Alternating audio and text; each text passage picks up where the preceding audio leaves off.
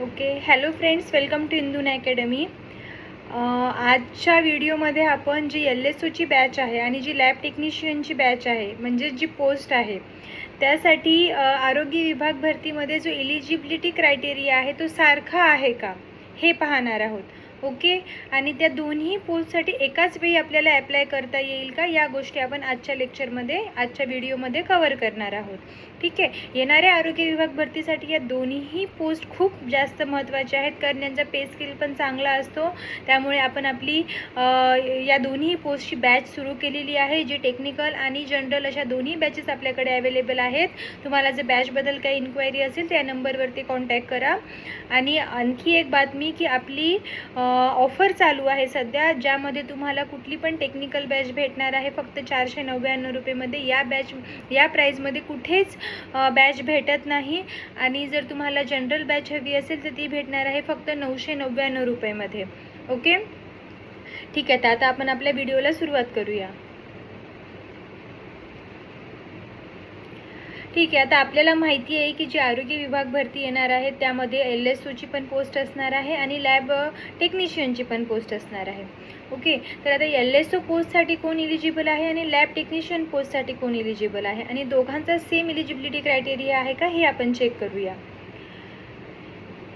कोणती पात्रता लागू होते? LSOसाठी सामान्यतः bachelors of paramedical technology in laboratory BSc paramedical technology. म्हणजे तुमचं जर LSOसाठी तुम्हाला जर ॲप्लाय करायचं असेल तर तुमचं जे आहे BMLT झालेलं असायला हवं किंवा BSc झालेलं असायला हवं पॅरामेडिकल टेक्नॉलॉजीमधनं. ओके, आणि याला सगळ्यांना ऑप्शनल म्हणजे किंवा आहे BSc with physics chemistry biology, म्हणजे PCBमधनं जर तुमचं BSc झालं असेल आणि जर मायक्रोबायोलॉजी झालं असेल, फॉरेन्सिक सायन्स झालं असेल, बायोटेक्नॉलॉजी बायोकेमिस्ट्री झालं असेल, तुमची या क्षेत्रामध्ये जर ग्रॅज्युएशन कंप्लीट असेल आणि सोबत जर तुमच्याकडे लॅबोरेटरी डिप्लोमा म्हणजेच DMLT जर असेल, म्हणजे या सगळ्यांसोबत तुम्हाला DMLT कंपल्सरी आहे. ग्रॅज्युएशन आणि DMLT, ग्रॅज्युएशन किंवा DMLT नाही, हे गोष्ट लक्षात घ्या. बरेच विद्यार्थी विचारत आहेत की मॅम माझं ग्रॅज्युएशन झाले तर मी या पोस्टसाठी अप्लाय करू शकतो का? नाही, तुमचं जर DMLT झालं असेल आणि तुमचं ग्रॅज्युएशन झालं असेल तर तुम्हाला या पोस्टसाठी अप्लाय करता येणार आहे. ओके, आणि काही जाहिरातीमध्ये LSO आणि लॅब असिस्टंटची जी शैक्षणिक पात्रता ही सारखी दाखवलेली आहे. आता खरं पाहायला गेलं तर अजून जाहिरात आलेली नाही आहे, त्यामुळे आपण जो एलिजिबिलिटी क्रायटेरिया सांगतोय तो आधीची ज्या जाहिराती आहेत त्यांच्या रेफरन्सने आपण सांगतोय. जरी पेपर MPSCकडे गेला असेल तरी एलिजिबिलिटी क्रायटेरिया काही चेंज होणार नाही आहे, कारण ॲज ए LSO आणि लॅब टेक्निशियन तुम्ही मेडिकल फील्डचे स्टुडंट असणं गरजेचं असतं. ओके, तर हा आहे LSOचा एलिजिबिलिटी क्रायटेरिया. पुढे बघूया.